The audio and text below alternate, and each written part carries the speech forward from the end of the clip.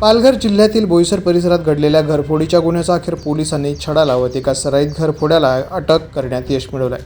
फिर्यादीनं दिलेल्या तक्रारीनुसार बोईसर पोलीस ठाण्यात भारतीय न्याय संहिता कलम 305, 331(4) आणि 3(5) अन्वये गुन्हा दाखल करण्यात आला आहे।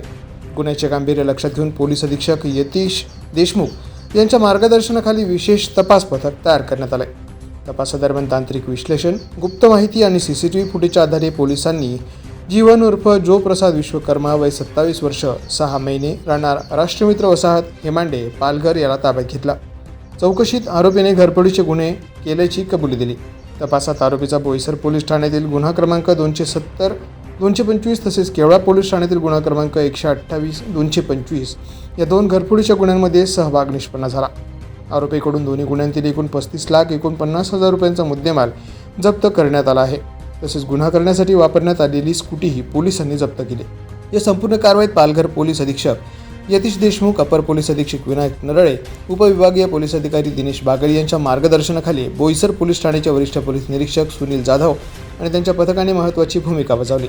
सध्या आरोपीविरुद्ध पुढील तपास बोईसर पोलीस ठाणे करत आहे। The police news, Ashraf Khan, Boisar.